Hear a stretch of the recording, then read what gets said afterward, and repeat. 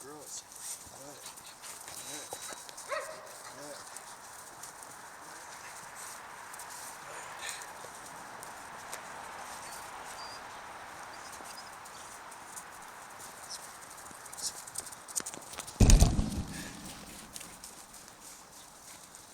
This is Karia. I'll move over this way a little bit.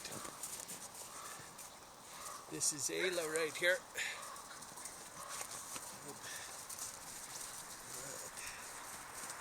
This is Kai.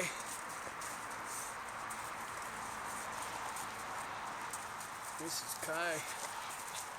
That's Rita. This is Rita. Rita is a daughter of Kai.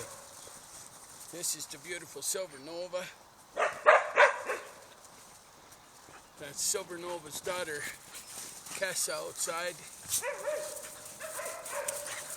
And who else have I got in here? Raven. This is Raven.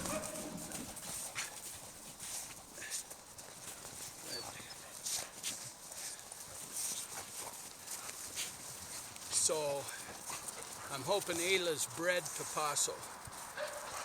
And that's what I'm hoping. So Raven will cycle shortly. Now,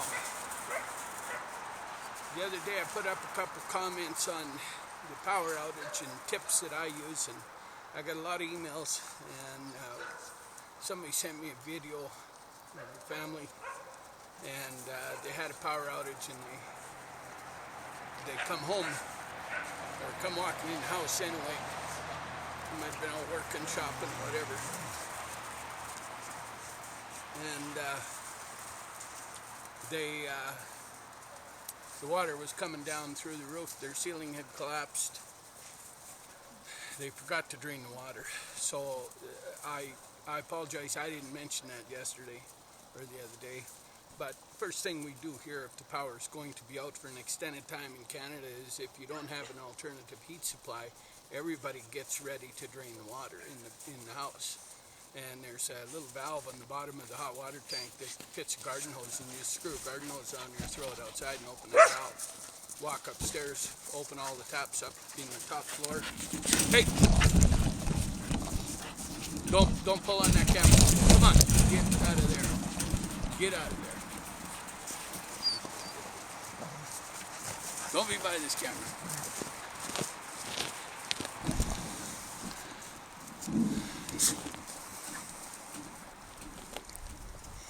Don't be in there. And that, you got to shut the valve off first. Find out where it comes in the house and shut it off. Now, theoretically, if you can, fill up 3-4 pails of water and take them to the kitchen. Then shut the valve, put the hose on, open the tap, drain that hot water tank, go upstairs, open the taps up there that'll allow all the water to run down. And in a little bit, Kai, she must be in heat, this dog right here. So in a little while you'll go flush all the toilets and you'll open all the other taps, pull your fridge out, unhook the water line on it, drain it, pull the filter out of it so it doesn't freeze and break. And if you got a pump, pull the plug on the pump. And if you got a pressure tank, put the hose on, drain the pressure tank. And then open every tap, every faucet you got, every shower faucet, everything, open them all so that they're all open and leave them open. And then, of course,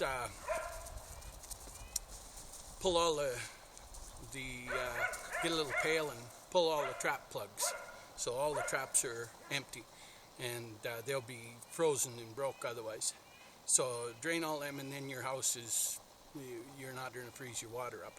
Now, if there's a little water in a loop in a hose, if the hose sways down a little bit and there's a little water in there, because you got the taps open, you see when the water expands and freezes, it'll just push it into a longer frozen icicle. It won't break your hose. So you can have little loops all over the house. They will not break if your taps are open. You always leave them open.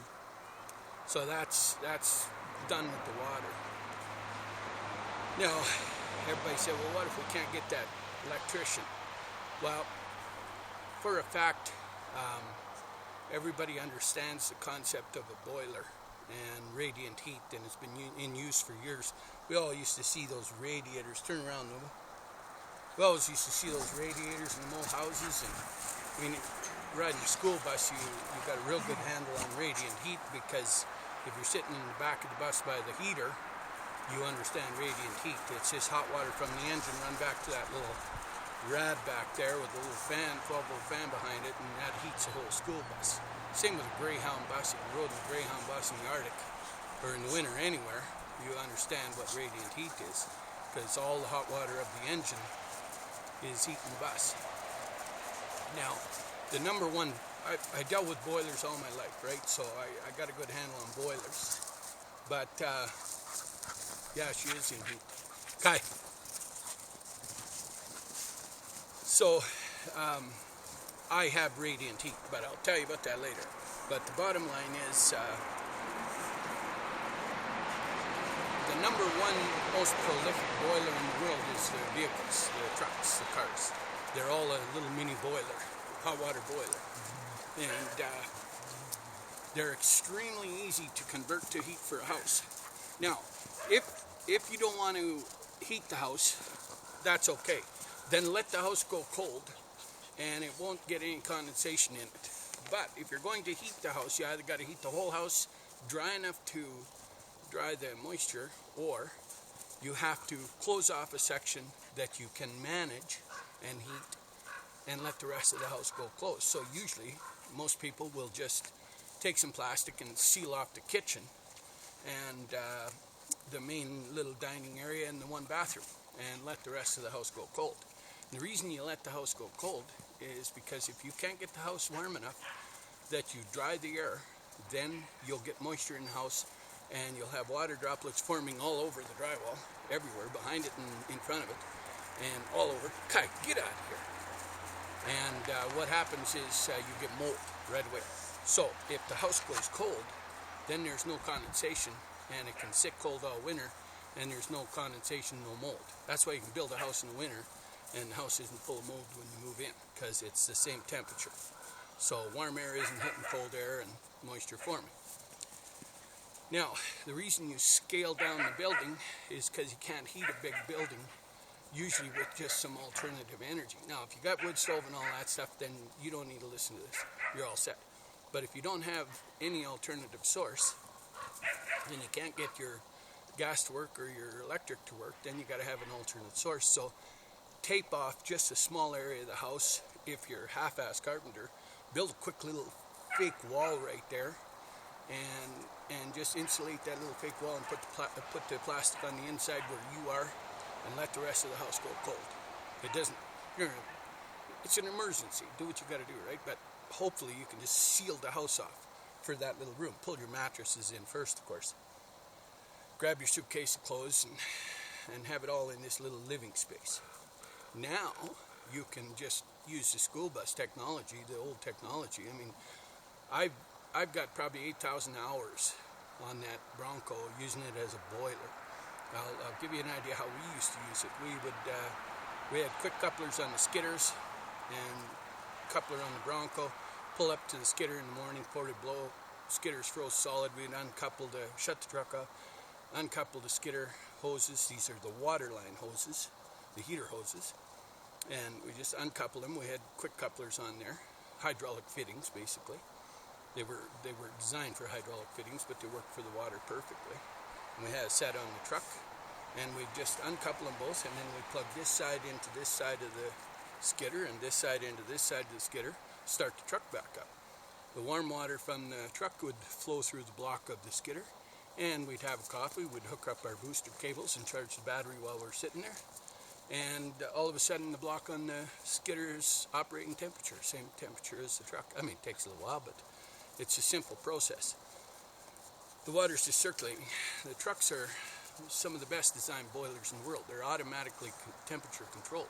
The thermostat in the engine is what controls the temperature of when it opens. Now, in most vehicles, it's like a 165 thermostat, but here in Canada, usually every winter. Hey! Usually every winter we put in what's called a winter thermostat, which is 195. It's a lot warmer, so it keeps the increases the temperature. Hey, don't bump that camera.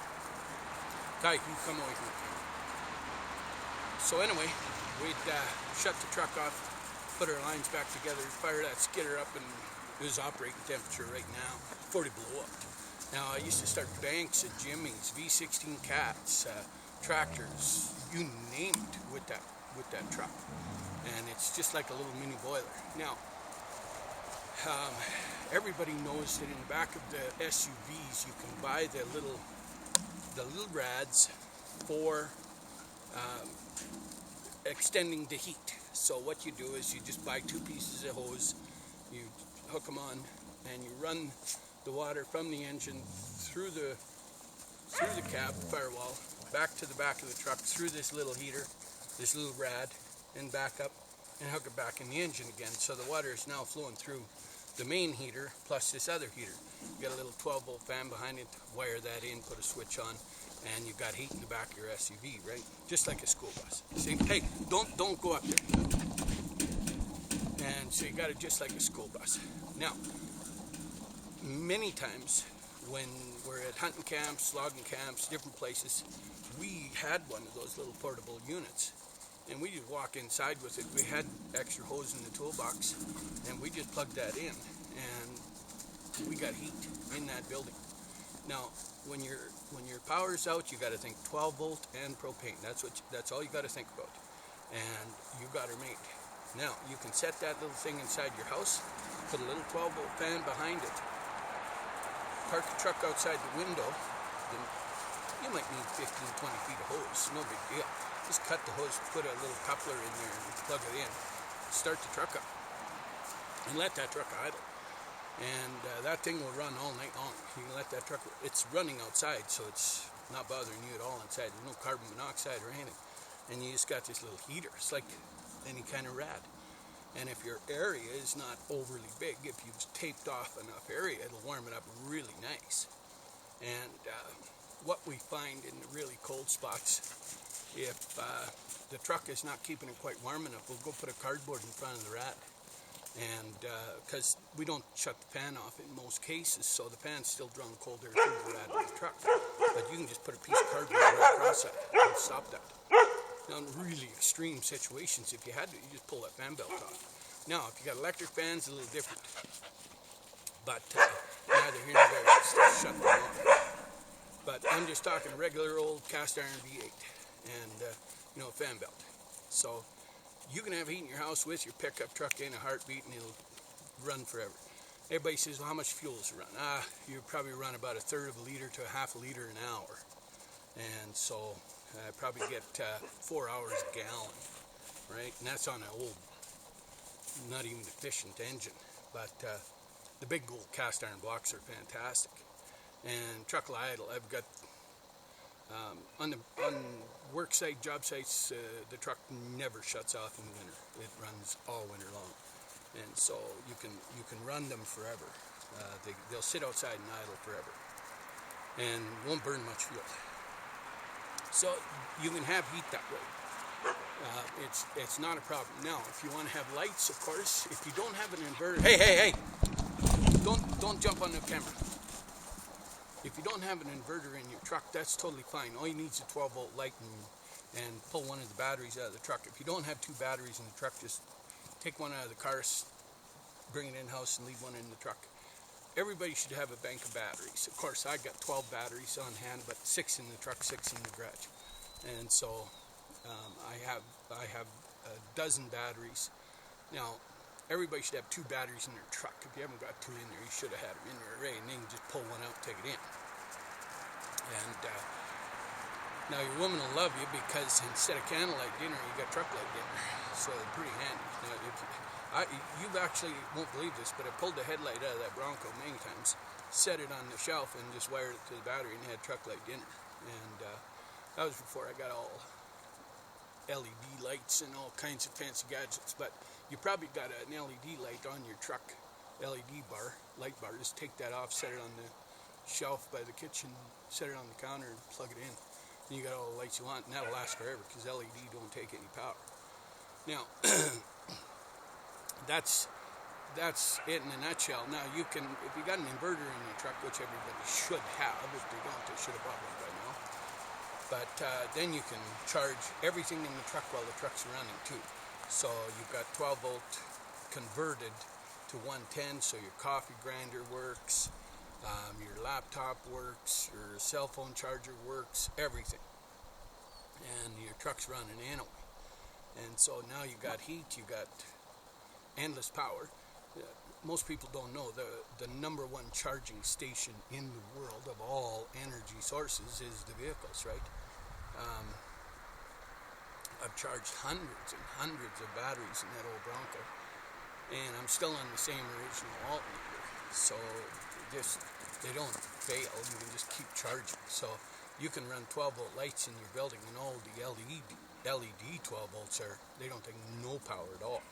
So you can have your entire system running. Now I have lanterns that are LED, rechargeable LEDs, all of that too, and they're all tied to my power tools. So all my power tools are charged all the time. All the batteries on my power tools, every power tool I have is battery operated.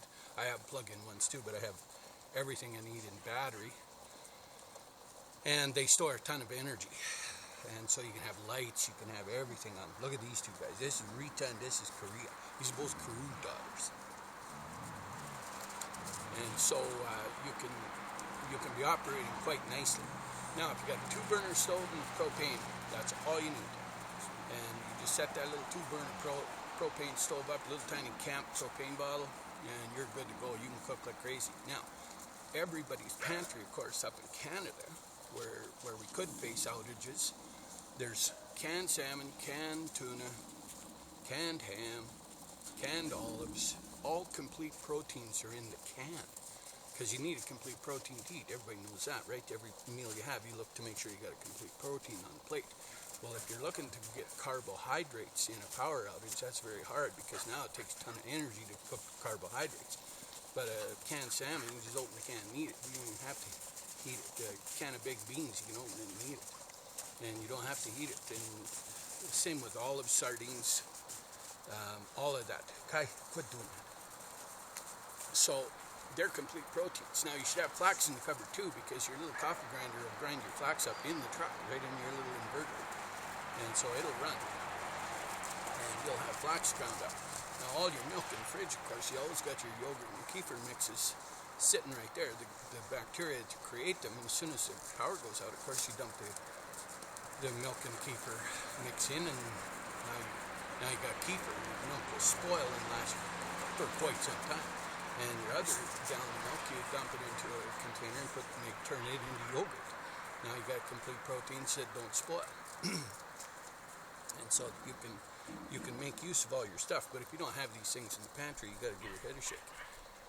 So those are just quick, nasty tips that are, very doable. Now I knew a guy. He couldn't find the little camper rad, so he just bought a full-size rad is what he did. And you have to buy the additional antifreeze when you buy that, because there'll be water in the line and in that little rad. So when you start the truck up, once you get it all hooked up, you just leave the top off and make sure your truck's cold. Open the top, start her up, and as the water goes down, you just keep pouring in half and half. Distilled water and antifreeze, pouring in. As soon as it's leveled out, it's filled everything, all the air bubbles are out, you just put the cap on, good to go. But this guy, he couldn't find that little thing, so he just bought a rad. He just bolted it to a couple of 2x4s, set it up in the living room, swedged down the 2 fittings to the hose, done deal. Filled her up, ran, it was perfect. Put a 12 volt, he had a pretty big fan. That thing was cooking in there. So the building will get very, very hot. Now, to give you an idea, what I have is on my system, I have radiant hot water heating on every level. So under my cement in the basement, of course, I have rigid foam all the way around underneath the floor.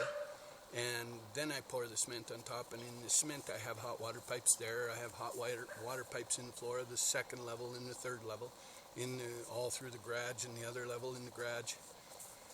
And everywhere that I could on the ground level, on the outside the cement, I put rigid foam all the way around so that the cement acts as a heat sink. You touch my cement in the basement and it's warm, right? It's really, really warm because it doesn't lose any heat. The rigid foam keeps all the heat inside. Now I have a dozen inches of insulation on this side where there is no ground. So I have rock all around the front, and then I have spray foam about 4 inches, 5 inches, and then it's a 6-inch wall. Hey! And spray foamed. And then I have another 2-foot or another 2x4 wall in front of that, full of my wiring and pink insulation in there, and then the drywall. So my wall is actually 1 foot thick. So in my cold room in the basement, it's even better insulated. My cold room stays at 52 degrees year-round with no heat, so it's just constant temp. The basement stays at 15 degrees year-round, constant temp with no heat. And so I can leave the heat completely off and it'll stay at 15 degrees Celsius. 52 degrees was Fahrenheit for that other measurement, just so you know. Now, I have, in the winter, for the most part, I hook up, I heat the floor in the basement and everything, and that heat pulls. Now, I have a small boiler. It's about this big, this high. It's about this big. So that's my little boiler, and it is an electric. It's got a little element the size of this. Leaf. It's just a little element, electric element. That's what heats my entire house. I got 2 fireplaces too, but the water will heat everything. And that's, give or take, it's a fair bit of area. Now I have 2 outlets on that boiler. If the power goes out, hey, Ella, if the power goes out, I got 2 outlets on there. I can just hook that outlet into my truck, fire my old Bronco up, and my Bronco would provide all the heat, replace the boiler. It would just circulate in a loop there and create all the heat for that system to run. It has a little different function than the other boiler, but does the exact same job. So I can literally drive this truck up there. Now, the power from the 12-volt batteries would be converted. I've got a generator too, but if the generator didn't start, I could still circulate all the water. I have 15 zones, a bunch of circulating pumps, that sort of thing. All my zones are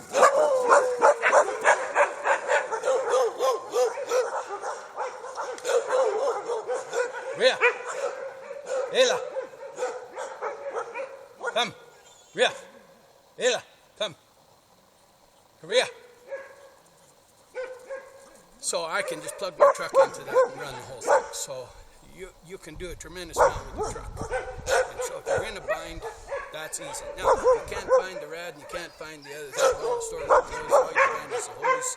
Just coil the hose up and put a couple of pieces of bamboo on each side of it, stand it up, put a little fan there, good to go. And you can survive easy. Come on, girls. Rhea!